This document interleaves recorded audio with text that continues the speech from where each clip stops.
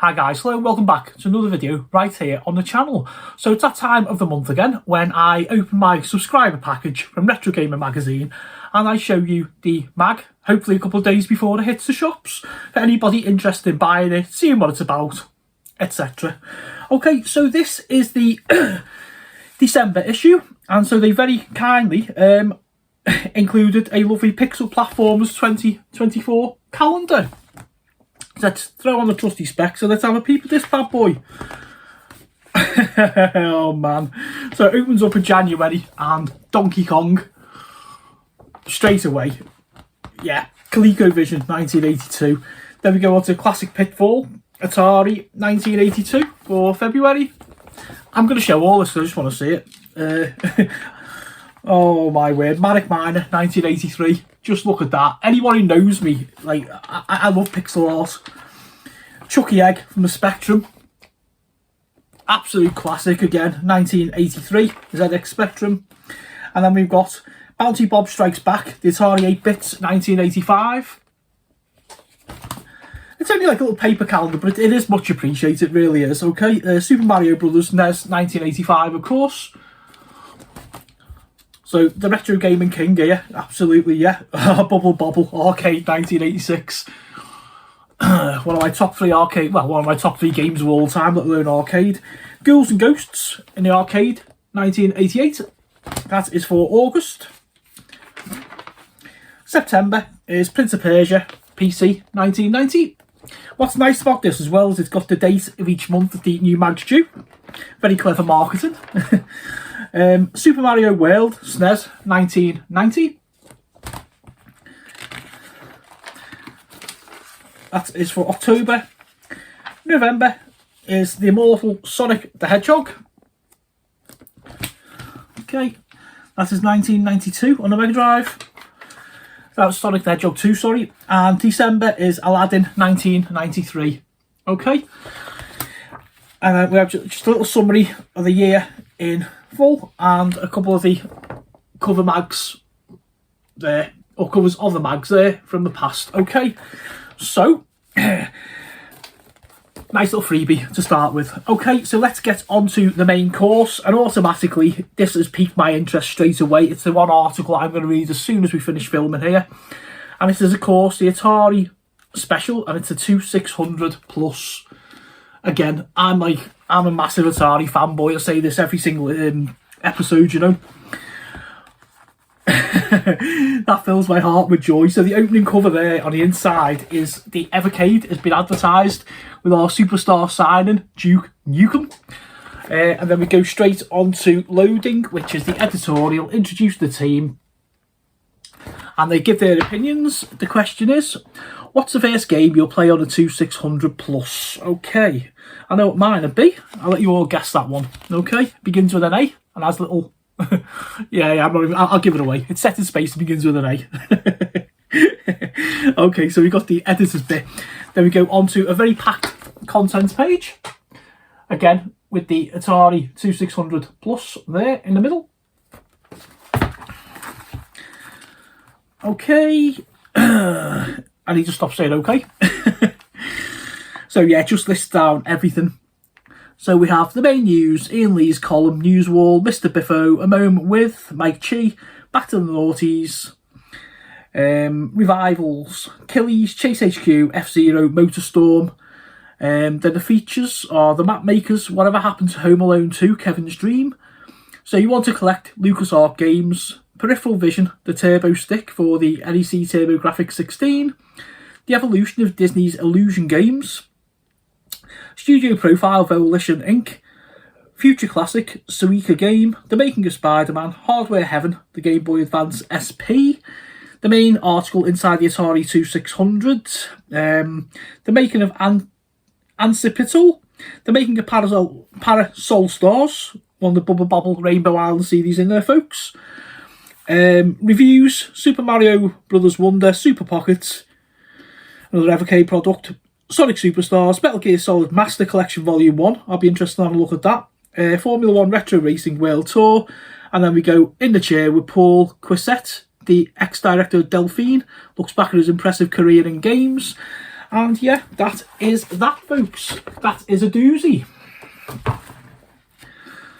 Right, okay. So, Retro Radar, Activision acquired by Microsoft, is the big story. So this as well as a subsection, Atari acquisition. Atari appear to be buying everybody at the minute, which is never a bad thing. Okay, then we have Ian Lee's column, Random Access Memories. And he says he's currently fighting the urge to buy a Spectrum Plus 2, a battle he will inevitably lose. And then we have Look on the News Wall, an official adventure is heading to the Game Boy Color, Dracula Returns, and there's a competition in there as well that is Sonic based. Okay, for the 10,000th time. Paul Rose's column, Confession Time. He says, I spent ages looking at the mud and rain effects of said game. And we have an advert for Go Compare. Why do we need insurance in a retro gaming thing? Unless it's to obviously insure our own collections. A Moment With, and this is Mike Chi, talks us through his incoming upscaler, RetroTink 4K. I'm not sure what that is. It looks like another one of the little machines. I mean, if it is, fantastic. If not, hey, an interesting article all the same.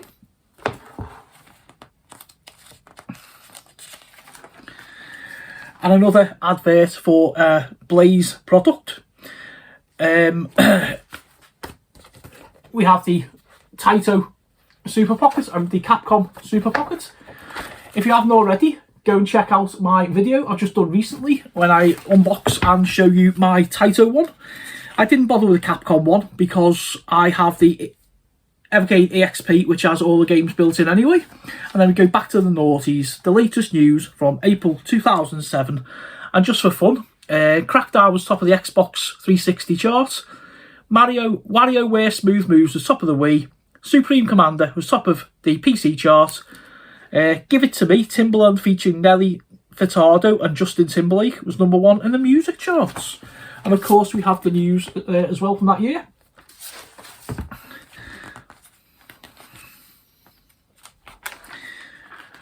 More adverts. So straight away we get like quite a few adverts in there. And then we go on to Krilly's, which was on the Oric one in 1984, and Darren gives us his little retro revival. Looks like something I'd play. Looks a little bit like Scramble from the arcades, possibly. Without reading the article. Inside the Atari 2600. I think I'll just turn the video off now and I'm going to go and read this article. All the goodness under the hood and the electronics. Anatomy of Pitfall. The flicker factor and some of the screenshots. Extra chips and classified stuff. And then we go on to what I'd say was the main article of the month, the making of the Atari 2600 Plus. So the 2600 Plus is another HMI console. It is an Atari machine for all intensive purposes, and you can basically plug in. I think there's about 2 or 3 cartridges that are incompatible with it. But apart from that, you can basically buy all the old cartridges, Pac-Man, Ms. Pac-Man, Spaceys, Asteroids, all that, whatever. Plug it in and play it, except this time we're playing on a HMI, on our monitors and our TVs, which is really nice. They're showing us some of the add-ons that they do. So you're able, obviously, to play with the joysticks and the paddles and all that kind of stuff. It gives us 2,600 plus alternatives. The Rectron 11, Atari Flashback 11, the 50th anniversary, and the Evercade Atari 1 and 2 collections. Also, so if you want to get into Atari and you don't want this particular machine, I mean, if you haven't got one, you got the money, why not? I personally will not purchase one because I have those said Evercade collections. And I have the Atari Anniversary 50 Flashback, which has got a load of games on it. I'm happy. I'd love that. Use the real paddles and they put the cartridges in. I've got to be realistic, folks. I own like virtually every one of these HMI machines, and sooner or later, and I know what you're saying, Mr. Atari's not getting that, but, you know, hey, even I've got to pull up sometimes. And then we go on to the subscriptions, and the gift apparently is the Commodore 64 Mini. If you subscribe and sign yourself up to Retro Gamer, I've got that, and it's a really nice little machine. I'd highly recommend it. The making of Ancipitol. Oh yeah, there we go. Right-minded Commodore 64 gamers already know Jeff Minter is the greatest of all time, so of course you'll want to hear about the time he made his own 8-bit goat simulator. Jeff Minter was an absolute Commodore 64 legend. Just an absolute legend. I'm not going to wax lyrical, just go away and Google it for those that don't know. Totally off the wall guy. He made some fantastic games about llamas of all things, and really clever games, though, you know, they really were. They were so damn playable and tricky and stuff. And then we go into a retro revival of Chase HQ. That looks like the Spectrum version there. Yeah, ZX Spectrum 1989. It wasn't a bad conversion, if I remember rightly. The map makers. Yeah, as it says on there, I haven't really got words for you there. An article about like making maps, obviously, you know, for levels in video games and stuff like that. I'm sure that's quite interesting, actually. It just sort of thrown me back. I'm just sort of like, yeah, I've never really seen an article like this. So kudos to the editor, Darren, there, for kind of drawing this one up. The making of Parasol Stars, the story of Bubble Bobble 3. So again, of course, these games are absolutely beautiful. Bubble Bobble, Puzzle Bobble, Rainbow Islands, Parasol Stars. So damn cute, but so very tricky as well. And every one of them has a really amazing soundtrack. So yeah, absolutely fantastic stuff there. Can't argue with that. Looks like a really, really good issue to read on a cold or colder winter evening, I suppose. And then whatever happened to games that never saw the light of day. And it looks like Game Boy, original Game Boy, Home Alone 2, Kevin's Dream. I'm not sure I'd have purchased that anyway, so maybe that one was wasted on me. Okay, and then you want to collect LucasArts games. Now, these were fantastic on a PC, and more so I come across them on the Amiga. Secret of Monkey Island, Star Wars X-Wing, Indiana Jones and the Fate of Atlantis, Labyrinth. They were famous for doing like these sort of point-and-click games, and anyone who remembers, or is old enough to remember, the Secret of Monkey Island was fantastic, like a point-and-click adventure. And you just kind of go along and you have to kind of find things and do things, explore. And then we go on to some of the other stuff. Maniac Mansion, Zombies Ate My Neighbours, Grim Fandango, Full Throttle, Zack McCracken and the Alien Mindbenders. God, that's a title for a game, isn't it? Zack McCracken and the Alien Mindbenders. And then Jedi Delights, Dark Forces 2, Jedi Knight Outcast, and the original Dark Forces, of course. So they had quite a few games. I mean, obviously being LucasArts, you know, they're going to have like access to all the Star Wars stuff, but yeah. Peripheral Vision, we have a look at the Turbo Graphics of 1989 and a particular controller for that. Looks like nice and chunky and sturdy, doesn't it? Keep an eye out next year for quite a bit of Turbo Graphics coverage. And then we go on to the evolution of Disney's Illusion games. Now, I think the first game I bought from a Mega Drive was Mickey Mouse and the Castle of Illusion. And I sat there and I played it. I could get right through till I think the clock tower level, about level 5 or 6 with like one life, and then I got undone until I eventually learned my way around it.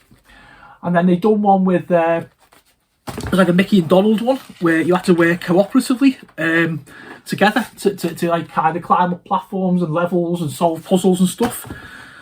That was quite fun. Just don't do the mistake I made and play it with your son when he's about 8 years old and extremely angry. Didn't work out well. Maybe one for couples to play or something, possibly. So Geordie, if you're watching, mate, I really hope you remember that memory. Okay, and then we go on to Retro Revival, a timeless classic. The racing game on the SNES, of course, F-Zero.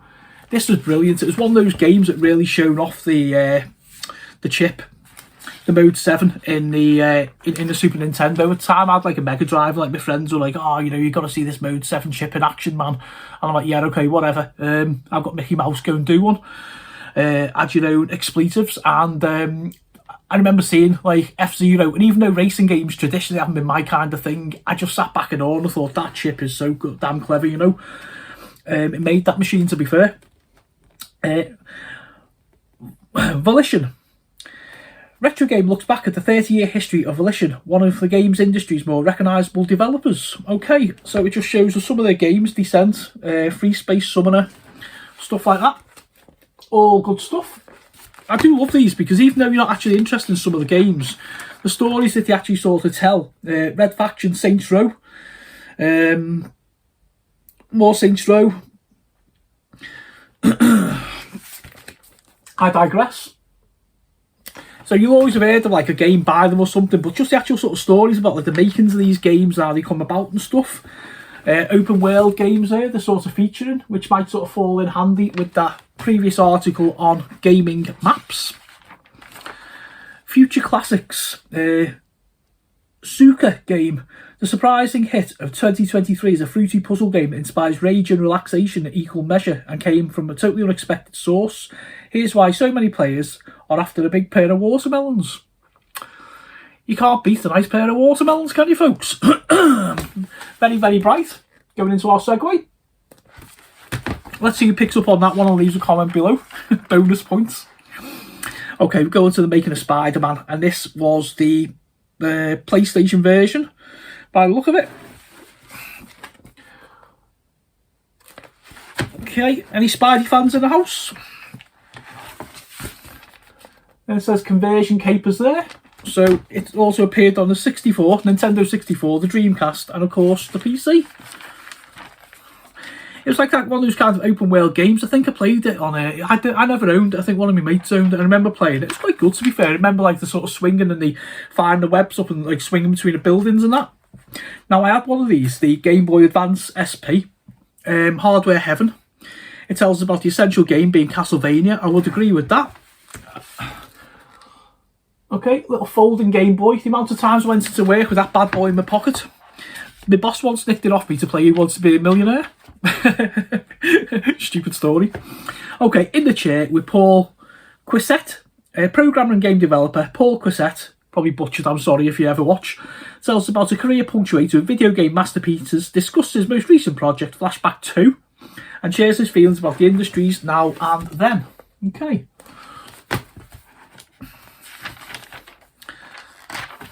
So select the timeline. Just list some of the big games there. Shaq Fu, Flashback, Fade to Black. Yeah, various different ones that he's worked on.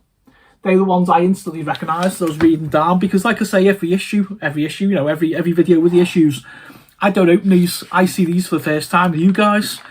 So that's why, you know, I always end up with all these like crazy little stories and bits and bobs. A little bit more love for. So it's the Evercade collection, saying about my favourite machine at the minute, the Evercade. Obviously, we had the Delphine collection a couple of months ago, which included Another World of Flashback on it. And we go on to PlayStation 3 2006, the retro revival, MotorStorm. Again, my history with racing games isn't great. One of those formats I don't play, but the MotorStorm games are great because you could like just drive along and like kind of drive off different routes, and you like be like last in the race, then you find a different little shortcut and you end up coming second. And yeah, it's, you know, they're not bad, something I could put on for say 10 minutes and have a little bit of a mess around with, you know. Retro rated. Okay, I Wonder My Name, I Wonder My Nature, Super Mario Brothers Wonder. I'm taking it, this is on the, yeah, it's on the Switch. So it shows us a little bit of that one there. The Switch is a machine I do not own, folks. I've been tempted a couple of times. I've seen some of my mates with them and I've had like a go and that, but yeah, just not for me. I've never really got round to it. Okay, so we go with the Super Pocket, and it shows us clips of both the Capcom and the Taito games. Sonic Superstars across all the top machines, Xbox, PS5, PS4, Xbox One, that kind of stuff. Metal Gear Solid Master Collection Volume 1 is on the PS5, the Switch, PC, PS4, Xbox Series S and X. And Formula Retro Racing, the World Tour. That was more of a mouthful than what I expected. But hey ho. Coming towards the end of the magazine now, guys. And then the Homebrewers kit. I love this. Since I've started getting into indie games on the Evercade, I've really started going back and reading back through like old issues, which you must have about 100 of Retro Gamer, and just been reading these bits and sort of they say about like how they make the games and the inspirations and stuff. So like really good there. And we got an advert for Ultimate Fans Guide to Pokemon. Believe it or not, I've never played it. I should do because I love games like collecting up and that kind of thing. Hot topic, Retro Bates mull over the scene's most intriguing issues, a look at LucasArts, and it's the team basically giving their memories on LucasArts games from obviously the earlier aforementioned article. And then we have readers react as well, so we get the readers' points of view, which all been submitted. And then we go on to the collector's corner. Candy cabinets and NES nostalgia drive this month's collector, so we see his collection, some of his favourite games, his most expensive games, stuff like that. My Retro Life, personal stories about our shared passion, and this is Darren, the editor, and he says, at the end of August I celebrated my 50th birthday, and then he goes on giving his memories of the games. I plan on making a video very, very similar to this at the beginning of January, where I go over, I've been often asked many times, like my gaming history and all that kind of thing, and I've touched on it in various videos, and you always get stories in like videos like this, but yeah, I'm going to kind of share my gaming journey. Then we go on to the mailbag, which is like emails, letters off the readers. The star letter is about community spirit. Retro Gamer Annual, the best of 2023, and then on the 21st December we get load 254, which is the January issue, and we see Robocod heavily featured on there,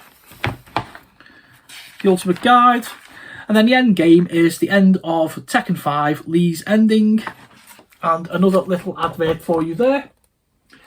And as usual, we finish off with the back page or the back cover, which is Chill Out Games and their buy and sell prices for various retro artifacts. And that was the December issue of Retro Gamer magazine. So comments below, anything retro at all, anything watermelon related, any of that good stuff.